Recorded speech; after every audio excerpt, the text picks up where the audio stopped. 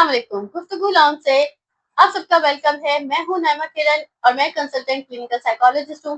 और मेरा नाम है इफ्रा and I am a sociologist. तो चले शुरू करते हैं। ये तो पता है कि जो फिजिकल अट्रैक्शन वाली जो चीटिंग होती है या फिजिकल इन्वॉल्वमेंट वाली जो चीटिंग होती है वो तो बहुत ज्यादा हर्ट करती है मैरिज को। लेकिन जो इस तरह की चीटिंग है जिसमें इमोशनल अफेयर है या इमोशनल चीटिंग होती है, जैसे आप टेक्सटिंग पे बात कर रहे हो या आप फोन पे बात कर रहे हो या इस तरह की जो चीज होती है, क्या ये भी शादी को हर्ट करती है इतना? बिल्कुल, एंड आई बिलीव कि इमोशनल जो चीटिंग है वो ज्यादा हर्टिंग है। मतलब ठीक है, फिजिकल वाली भी हर्टिंग होती है, लेकिन इमोशनल वाली तो आपको ड्रेन करती रहती है जिस पर्सन के साथ हो रही हो।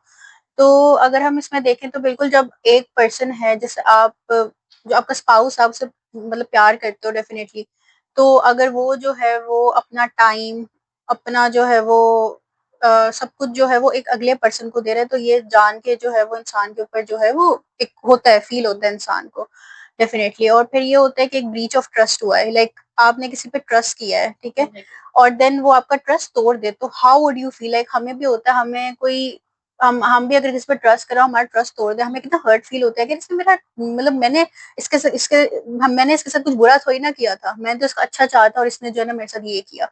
सही है।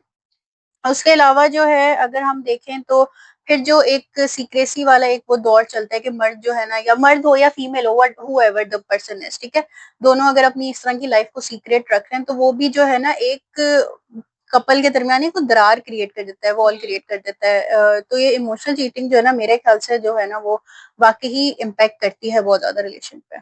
एग्जैक्टली। और इसमें ये भी आता है कि इमोशनल चीटिंग फिजिकल वाली चीटिंग से ज्यादा इतनी होती है, ट्रॉमेटिक होती है। जिस पर्सन के साथ हो रही होती है उसके अंदर पीटीएसडी के सिम्टम्स भी पाए जाते हैं।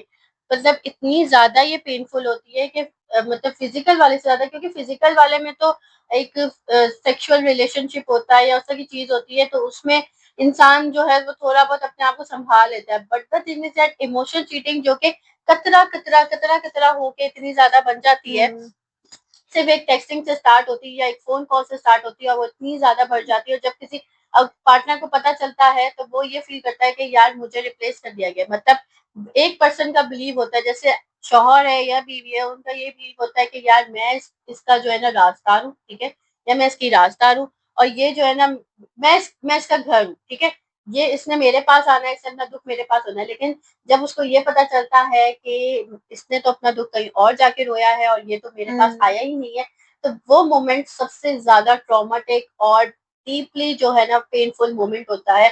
बहुत से लोग वो मोमेंट बर्दाश्त भी नहीं कर पाते और जान भी दे देते हैं अपनी, और बहुत से लोग जो है इस चीज को नहीं बहुत संभाल संभाल पाते, वो ट्रॉमा में चले जाते हैं।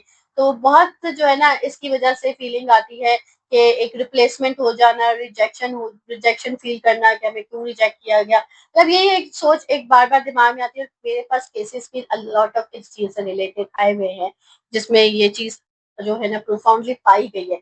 बहुत सारे लड़के भी आए और बहुत सारी लड़कियां भी आई हैं। हाँ, इसमें मैं यही कहूंगी कि फिजिकली तो अब्यूज वगैरह भी होता है, ये सब चीजें जो है थोड़ी फॉरगो हो जाती है माफी तलाफी के बाद, लेकिन जो एक आपके साथ इमोशनली जो चीज हुई होती है ना, वो भुलाना जो है ना, वो अपनी मेमोरी से निकालना, वो उस चीज को गो थ्रू करना, उस चीज को ओवरकम करना, वो सबसे ज्यादा मुश्किल काम होता है। और देखें इमोशनल वाले का ना सबसे बड़ा रेड फ्लैग भी यही होता है कि जब आपका आपका स्पाउस है वो आपसे दूर जाना शुरू कर देता है, आपको टाइम नहीं दे रहा, चुप चुप के फोन यूज कर रहा है, आप उसको कह रहे हो कि फोन क्यों यूज कर रहे हो इतना, तो वो आपको जो है ना कोई और वजूहत दे रहा है। आप देख रहे हो कि उसने फोन पे लॉक लगा लिया, पहले वो लॉक नहीं था, अब लॉक लगा दिया, पासवर्ड चेंज हो रहे हैं।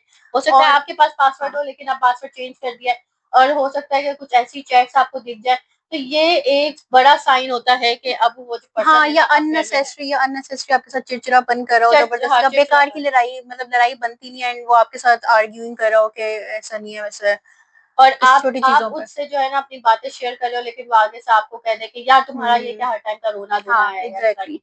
तो ये चीजें जो है ना बहुत ज्यादा ये अफेक्ट करती हैं। और हाँ, वो एक होता है ना कि अगर आप उसको मोबाइल पे सारा वक्त हंसते देखो, वो अलग बात है, हो सकता है वो मीम्स देख मीम्स रहा देखना भी हो, हो सकता है, लेकिन लेकिन वो ऐसी एक है इस तरह के हम्म, बिहेवियर जो है ना ये प्रॉब्लमेटिक बिहेवियर्स हैं और ये आपके रेड फ्लैग बिहेवियर्स होते हैं रिलेशन। बिल्कुल। अच्छा, ऐसे बहुत से केसेस देखे हैं जहाँ पे मियाँ बीवी का आपस में बहुत ज्यादा लव रहा है और बहुत डीपली वो एक दूसरे से इन्वॉल्व है, तो उधर भी जो है ना अक्सर ऐसा होता है कि कोई ना कोई स्पाउस चीटिंग कर जाता है।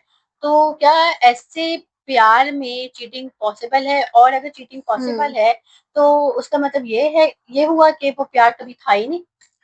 अच्छा, हम देखते हैं कि जहाँ पे लव होता है लेकिन वहां पे भी चीटिंग हो जाती है। इसमें हम देखते हैं कि कभी कभी बाउंड्री क्रॉसिंग आप कर लेते हो। Like there is a theory as well कि बाउंड्री थ्योरी है, विच मींस कि जब एक कपल जो है वो एंटर कर रहा है मैरिज में, तो वो अपने अराउंड एक बाउंड्री क्रिएट कर लेते हैं, जिसके अंदर जो है ना आप इन एंड आउट्स रखते हो कि ये पर्सन जो है ना आपके रिलेशनशिप में आ सकता है और ये वाला पर्सन जो है नहीं आ सकता। तो होता क्या है कि जब क्रॉसिंग ऑफ बाउंड्री होती है तो उसमें जो है ना फिर जो पर्सन है जो कि चीटिंग कर रहा है वो किसी और को जब क्रॉस करने दे रहा है, तो फिर ऑब्वियसली इसका मतलब कि लव जो है ना वो इनफ नहीं है। There something going on behind जो कि पर्सन को जो है ना वो फोर्स कर रही है। अच्छा, अब इसके अंदर दूसरी एक थ्योरी आती है गोफमैन की। वो ये कहती है कि आप जो है ना वो रोल परफॉर्म करो डेली बेसिस पे, तो जो आपका फ्रंट स्टेज है ना आप वहाँ पे एक परफेक्ट स्पाउस कहते हो, क्योंकि अक्सर जो है वो अपनी बीवी के साथ वो बिल्कुल अच्छे से बिहेव कर रहे होंगे लेकिन वो पीछे पीछे चीटिंग जरूर कर रहे होते हैं। बैक स्टेज पे उनकी एक अलग वो चल रही होती है। कभी कभी होता है ऐसा भी। देन उसके अलावा जो है ना एक ये थ्योरी है सोशल पेनिट्रेशन थ्योरी, जो कि कहती है कि रिलेशनशिप जो है ना सेल्फ डिस्क्लोजर से जो है ना वो आपका चलता है, यानी कि आप बिल्कुल वल्नरेबल होते हो अपने स्पाउस के साथ, उस पर ट्रस्ट कर उसको चीजें शेयर करते हो। तो जब ये कम हो जाता है ना स्पाउस के दरमियान, तो फिर जो है वो हाईली उसमें ये होता है कि आप जो है ना वो किसी और के साथ इमोशनल चीटिंग में इन्वॉल्व हो। और बेसिकली ये खैर आगे भी शायद बात मैंने करनी थी लेकिन मैं अभी कर लेती हूँ कि 3 चीजों पे जो है वो किस चीज का, वो कौन पर्सन का, वो मैं बता दूंगी, अच्छा चले। ठीक है, स्टेनबर्ग का था। तो ये वो है बता कि उन आगे वो खैर बात होगी, लेकिन ये है कि जो 3 मेजर कंपोनेंट्स अगर उनमें से कोई भी एक कंपोनेंट नहीं होना तो वो फिर इसको लीड करता है इमोशनल चीटिंग को। जो ये बात करनी थी ना वो है स्टर्नबर्ग की ट्रायंगुलर थ्योरी ऑफ लव, और उसमें ये चीज आती है कि आपका जो है ना उसके अंदर इंटीमेसी, जो प्योर लव जो एक अच्छा रिलेशनशिप बनाता है, इंटीमेसी एक एलिमेंट है, पैशन एक एलिमेंट है, और कमिटमेंट। अगर ये तीनों चीजें नहीं है तो आपका लव और आपका रिलेशनशिप प्रॉपर नहीं है। ये तीनों चीजें होना बहुत जरूरी है, तब जाके ये आप कह सकते हैं कि हमारा लव प्रॉपर है और जो है ना रिलेशनशिप प्रॉपर है। इंटीमेसी का मतलब ये है कि आप अपनी चीजें शेयर कर रहे हो, आप अपनी वल्नरेबिलिटी शेयर कर रहे हो, आप एक दूसरे के साथ बहुत क्लोज हो, ठीक है, आप एक दूसरे को ट्रस्ट कर रहे हो, आप अपनी वल्नरेबिलिटी बगैर जजमेंट के शेयर कर रहे हो, एक दूसरे को समझ रहे हो, ठीक है। पैशन का मतलब ये थ्रिल होना, लाइफ में एडवेंचर होना, थ्रिल होना, एक दूसरे के लिए पैशन होना, एक दूसरे के लिए डिजायरेबल होना, ये पैशन है। एंड देन कमिटमेंट का मतलब जो एक मैरिज, आप मैरिटल आपका कमिटमेंट होती है कि आप एक दूसरे को कमिट करते हो, एक दूसरे की रिस्पॉन्सिबिलिटी लेते हो और एक दूसरे के साथ जो है लॉयल होते हो, तो वो चीजें इस कमिटमेंट में आती है। अच्छा, हम कहते हैं कि अच्छा ये कहा भी जाता है, it's kind of a proverb या जो भी कह लो, एक वो स्टेटमेंट चलती है ना कि लव इजंट इनफ इटसेल्फ, ठीक है। तो इसमें यही हम देखते हैं ना कि आपकी इमोशनल नीड्स आपकी पूरी हो रही हो, आप खुश हो, प्रॉपर वहां पे उस मैरिज के अंदर प्रेजेंट हो, फिजिकली मेंटली इमोशनली, तो जो है ना फिर वो हम कहते हैं। वरना सिर्फ खाली लव जो है ना वो इटसेल्फ इनफ नहीं है वाकई में। अगर आपकी जो है वो आप उस मैरिज में फुली प्रेजेंट नहीं हो, आपकी इमोशनल नीड्स पूरी नहीं, तो फिर जो है ना वो बंदा जो है कहीं ना कहीं बहक सकता है। अच्छा हाँ, और एक और चीज है कि एक इंसान अगर हो है ना तो उसकी 3 तरह की नीड्स होती है, साइकोलॉजिकल नीड्स कहते हैं अच्छा। उनको। एक है नीड फॉर ऑटोनॉमी, कि आपको इंडिपेंडेंसी मिल रही है, आप अपने डिसीजंस बना पा रहे हो, चॉइसेस कर पा रहे हो, ऑटोनॉमी है, आपके ऊपर कोई सर पे नहीं चढ़ गया कि नहीं तुम ये वाली शर्ट नहीं पहनो, तुम वो वाली शर्ट नहीं पहनो, तुम ये क्यों कपड़े पहन के जा रहे हो, तो वो, और उसमें फिर डाउट्स कोई करने शुरू हो जाता है कि नहीं तुम्हारा पक्का जरूर किसी का चक्कर चला, हालांकि चक्कर चल नहीं रहा था लेकिन वो शक शुबात जो है ना वो जिंदगी खराब कर रहे थे। और दूसरा जो है ना फिर आती है नीड फॉर रिलेटेडनेस, उसमें ये होता है कि आप एक दूसरे के साथ कनेक्शन फील कर रहे हो, एक दूसरे के साथ कनेक्टेड हो, एक दूसरे के साथ रिलेटेड, और वो तभी फील होगा जब आप एक दूसरे के इमोशंस को समझोगे, एक दूसरे के इमोशंस को रिकॉग्नाइज करोगे, एक दूसरे के इमोशंस को सामने रखकर बात करोगे। अब ये ना हो कि आपका स्पाउस जो है वो अभी दुखी है और आप जो उसको लेक्चर देने बैठे हो, आपका स्पाउस अभी दुखी है, आप जो है ना कह रहे हो कि छोड़ो हम फन करते, वो पर्सन अभी जो दुखी है उसको बेचारे को दुख तो कम करो, फिर आप फन करो। लेकिन मोस्टली ऐसा नहीं होता, तो दैट्स व्हाई वो कनेक्शन फील नहीं करते।